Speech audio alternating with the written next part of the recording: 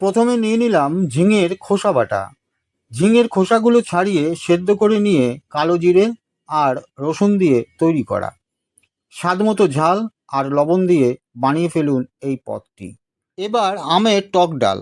এই টক ডালের সাথে আরও দুটো জিনিস আছে যেটা ডাল দিয়ে ব্যাপক লাগে। একটা হলো বেগুন ভাজা। এই বেগুন ভাজায় সব থেকে বেশি তেল থাকে বলে আমি খুব অ্যাভয়েড করি, একদম পছন্দ করি না।